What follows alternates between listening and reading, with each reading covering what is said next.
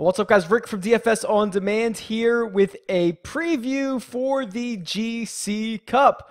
I apologize to those of you who were looking for a video last week. Just got super busy. For those of you who've heard, I got engaged, so just a lot of stuff going on. Did not get around to making a video. Sometimes life gets in the way. Appreciate all the nice comments that I got over the course of the last week or so. Really do appreciate it. So you didn't miss much. We continued to struggle at the Honda Classic, which was the tournament that we missed a preview on. And then last week was the Arnold Palmer Invitational, where we finally got on the board, had our best finish to date. Let's go and look at this lineup here. So this is the lineup that we had in the Arnold Palmer GC Cup. It's the Tiger Woods bracket here, and it finished in 7th place. By far our best finish. I think before this, our best finish was like 65th. It's been a hell of a year thus far. Really good lineup. I love this lineup. It was a lineup that I rolled out in almost every single format. Obviously, it's finished really well. Earlier in the week, it was even better. Keegan goes out. Our 10% owned Keegan goes out and shoots 9 over on the weekend, 75, 78 Saturday, Sunday, which, I mean, that would have won us a ton of money if he wins it. Not just the GC Cup. I mean, we would have taken down, nearly anything. Cabrera Bello, very popular, comes through with 96 points. Zach Johnson faded a bit as well, but at least made the cut, held his own, 59 points. Hideki gets through, 67 points. We had the winner, Francesco Molinari, in every single one of our lineups, 120.5 points. And then Ian Poulter continued to improve his position each day, ends up finishing T23 462 points for a total of 468.50. A lot of good stuff to like here. A very solid, well-rounded ownership composition. Everyone in here between 10 and 30%, or I'm sorry, 10 and 40%. Excuse me. Poulter was extremely highly owned. Comparing that to the eventual winner here, and we'll go head to head. A lot of similarities, or at least a few similarities. We shared, who'd we share? Molinari and who else? Who am I missing here? Poulter.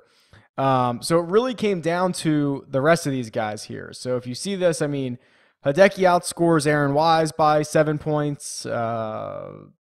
Keegan gets outscored by Bryson by 9, so that's a net 2. Cabrera Bello, finishes down by 4 to Fleetwood, so we're within 6 points.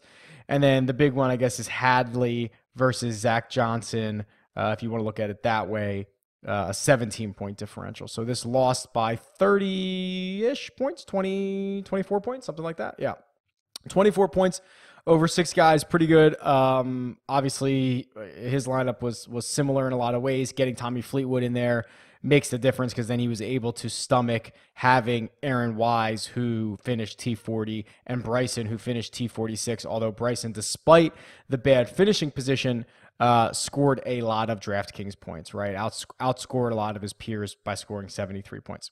So where does that put us? So if you remember, we were essentially dead last in this thing. We were essentially in 144th or 140th. So we jump up to 90th with 85 GC Cup points, our largest tally of the week. So we get 85 points. We jump up to 90th. Remember, the top 125 are going to get into the first playoff round. So that's just like the guys on the PGA Tour. That's our goal. It gives us a chance. Once you're in the playoffs, you win an event, something like that. You always have a shot at this. So 85 points gets us up to 90. But if you look, we have that's the end of segment 1. This is going to be the start of segment 2. We have 116 points overall. One win away from basically getting into the, top 10 here, something like that. So a little bit of momentum for the first time. This is a positive update for the first time in 11 weeks or so that we can actually give. So it's a little bit exciting. and still definitely in it. Plenty of tournaments to go. We'll continue to make some good lineups here, which takes us to this week in the Players Championship. And I won't spend too much time on this. I've done a ton of content this week.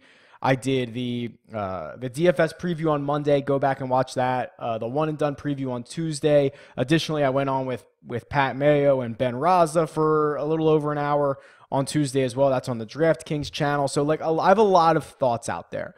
I don't think I need to go through this too specifically, but this is the lineup that I finished on. It's a very, very balanced build. With the pricing and the way that it is, oh man, this was tough. You could have gone down and played a couple of like 6K guys and then stocked up on DJ and Justin Thomas and Rory or some combination of them. But Sawgrass is such a penal course, and it does not discriminate against big names to miss the cut. Guys are constantly missing the cut, miss the cut, second place, miss the cut. Like, it's just all over the place.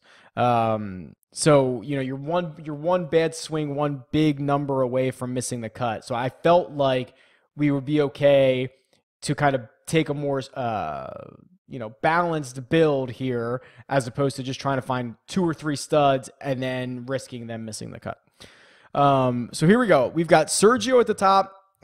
He's the perfect combination of recent form and course history. Tommy Fleetwood and Molinari. We're going right back to these two this week. We've seen them just parlay good start after good start. Kuchar, past champion here, seems to always make the cut, playing well, only $8,000. And then we rounded out with Casey and Cabrera Bello, 2 guys that, again, continue to play really, really well. Or in Cabrera Bello's case, I think he's got, at least 2 good finishes here, 2 top 15s in the last 2 years, coming off of a good start last week. I expect this to be a pretty chalky lineup. Again, I don't, this video is going to launch on Thursday morning. I expect all of these guys to be pretty popular, but at the same time, I also expect a lot of the ownership projections to be wrong. This is a very difficult week to handicap because the pricing is so soft. You can basically get any player that you want. And because of that, I think it's going to spread out a lot of the ownership. I don't think anyone is going to be 30 or 40% owned like we saw maybe with Poulter last week. I don't think that happens because there's not you don't have to go play Poulter at 7,200 or whatever he was last week, 7,600, because there's so many good guys across this whole player pool. So I think that's going to temper ownership for everybody. So I was willing to be a little chalkier than normal, even in a 150 person field, or at this case 137 players currently entered, because I think even the chalkiest of lineups probably won't be too chalky. But we'll see in a few hours when this goes off. That's what we're rolling out with. Let me know what you think. Tweet me. It's at DFS On Demand, or leave a comment below. Later.